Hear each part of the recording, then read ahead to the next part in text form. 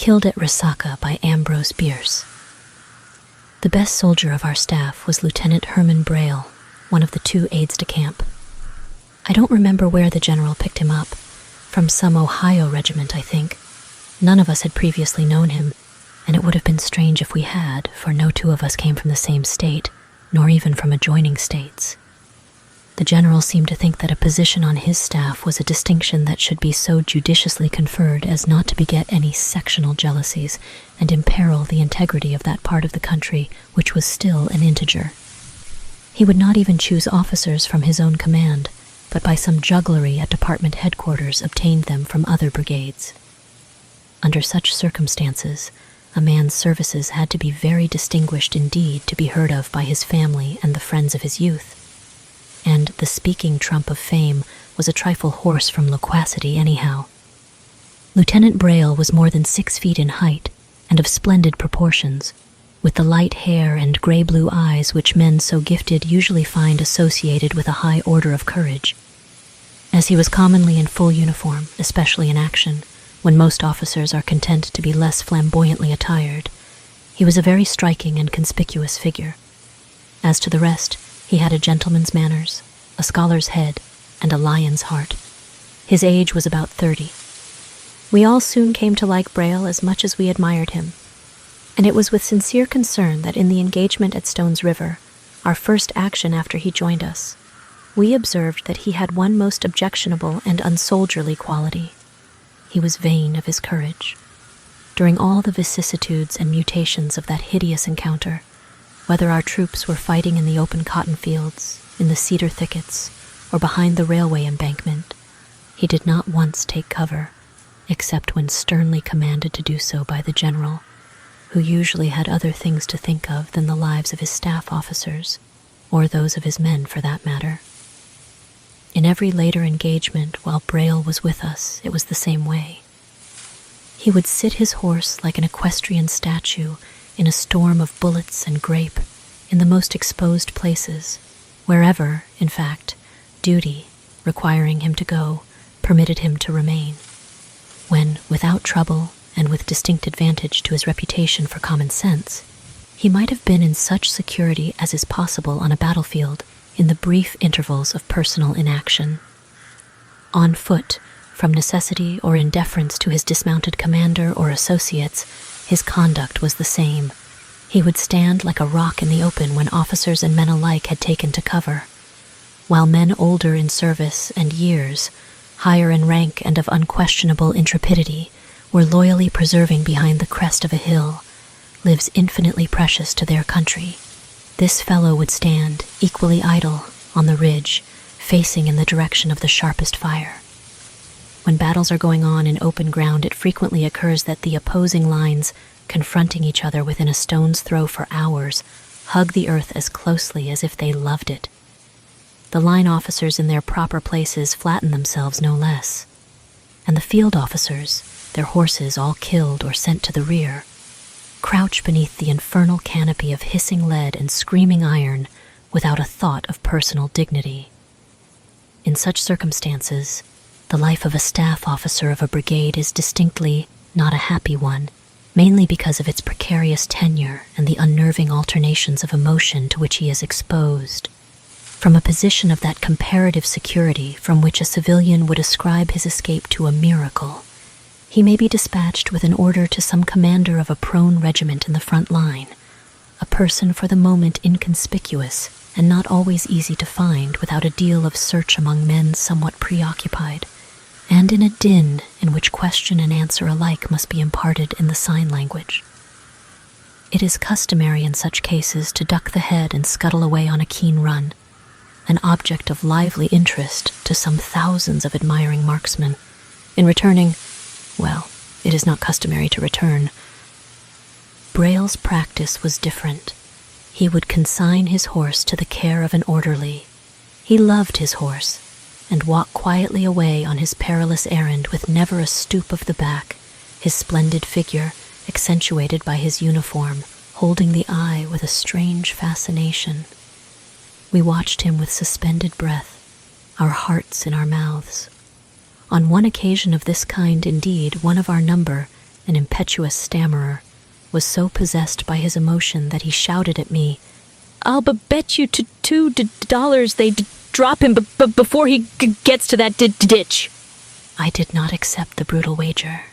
I thought they would. Let me do justice to a brave man's memory.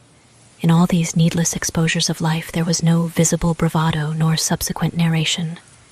In the few instances when some of us had ventured to remonstrate, Braille had smiled pleasantly and made some light reply, which, however, had not encouraged a further pursuit of the subject. Once he said, "Captain, if ever I come to grief by forgetting your advice, I hope my last moments will be cheered by the sound of your beloved voice breathing into my ear the blessed words, 'I told you so.'" We laughed at the captain, just why we could probably not have explained. And that afternoon, when he was shot to rags from an ambuscade, Braille remained by the body for some time, adjusting the limbs with needless care, there in the middle of a road swept by gusts of grape and canister. It is easy to condemn this kind of thing and not very difficult to refrain from imitation, but it is impossible not to respect, and Braille was liked none the less for the weakness which had so heroic an expression. We wished he were not a fool, but he went on that way to the end, sometimes hard hit, but always returning to duty about as good as new. Of course, it came at last. He who ignores the law of probabilities challenges an adversary that is seldom beaten. It was at Resaca in Georgia, during the movement that resulted in the taking of Atlanta. In front of our brigade, the enemy's line of earthworks ran through open fields along a slight crest. At each end of this open ground, we were close up to him in the woods, but the clear ground we could not hope to occupy until night, when darkness would enable us to burrow like moles and throw up earth. At this point, our line was a quarter-mile away in the edge of a wood.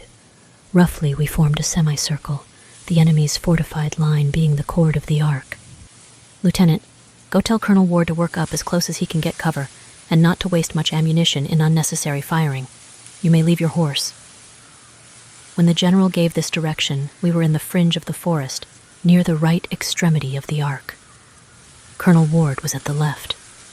The suggestion to leave the horse, obviously enough, meant that Braille was to take the longer line, through the woods and among the men. Indeed, the suggestion was needless. To go by the short route meant absolutely certain failure to deliver the message. Before anybody could interpose, Braille had cantered lightly into the field, and the enemy's works were in crackling conflagration. "Stop that damned fool!" shouted the general. A private of the escort, with more ambition than brains, spurred forward to obey, and within 10 yards left himself and his horse dead on the field of honor. Braille was beyond recall, galloping easily along, parallel to the enemy and less than 200 yards distant. He was a picture to see. His hat had been blown or shot from his head, and his long blonde hair rose and fell with the motion of his horse. He sat erect in the saddle, holding the reins lightly in his left hand, his right hanging carelessly at his side. An occasional glimpse of his handsome profile as he turned his head one way or the other proved that the interest which he took in what was going on was natural and without affectation. The picture was intensely dramatic, but in no degree theatrical. Successive scores of rifles spat at him viciously as he came within range, and our own line in the edge of the timber broke out in visible and audible defense. No longer regardful of themselves or their orders, our fellows sprang to their feet, and swarming into the open sent broad sheets of bullets against the blazing crest of the offending works, which poured an answering fire into their unprotected groups with deadly effect. The artillery on both sides joined the battle, punctuating the rattle and roar with deep, earth-shaking explosions and tearing the air with storms of screaming grape, which from the enemy's side splintered the trees and spattered them with blood, and from ours defiled the smoke of his arms with banks and clouds of dust from his parapet.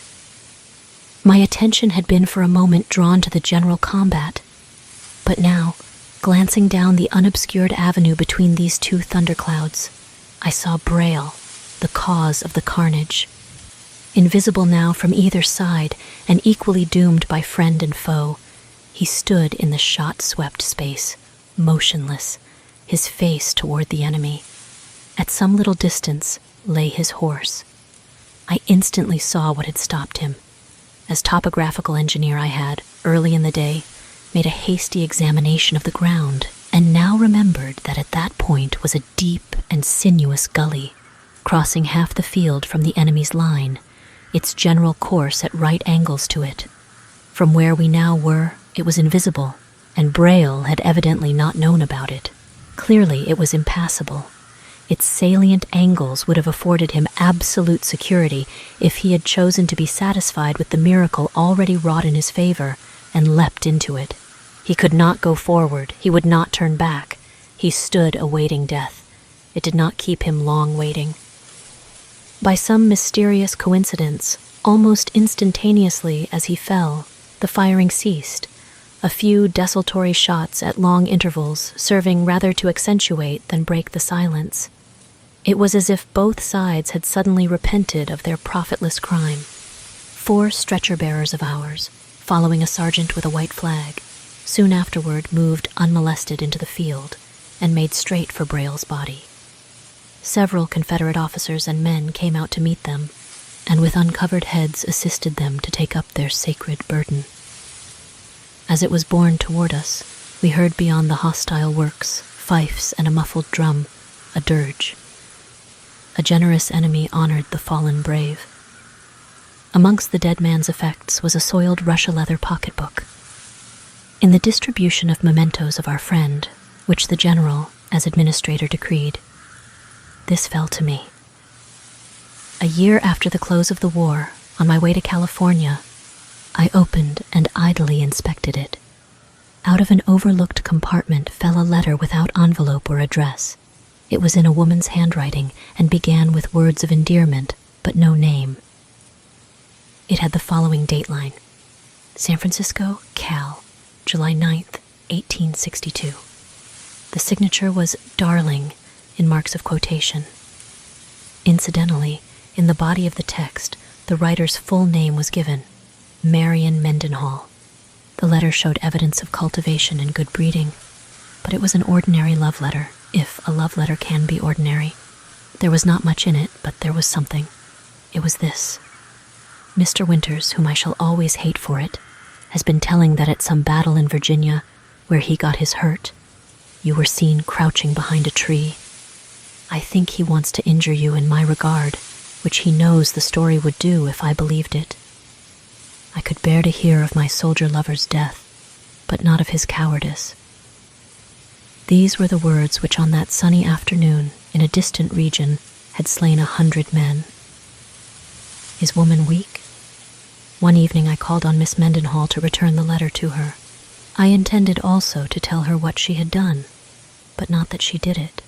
I found her in a handsome dwelling on Rincon Hill. She was beautiful, well-bred, in a word, charming. You knew Lieutenant Herman Braille, I said rather abruptly. You know, doubtless, that he fell in battle. Among his effects was found this letter from you. My errand here is to place it in your hands. She mechanically took the letter, glanced through it with deepening color, and then, looking at me with a smile, said, It is very good of you, though I am sure it was hardly worthwhile. She started suddenly and changed color. This stain, she said, is it? Surely it is not. Madam, I said, pardon me, but that is the blood of the truest and bravest heart that ever beat. She hastily flung the letter on the blazing coals. Ugh, I cannot bear the sight of blood, she said. How did he die? I had involuntarily risen to rescue that scrap of paper, sacred even to me, and now stood partly behind her. As she asked the question, she turned her face about and slightly upward. The light of the burning letter was reflected in her eyes and touched her cheek with a tinge of crimson like the stain upon its page. I had never seen anything so beautiful as this detestable creature. He was bitten by a snake, I replied.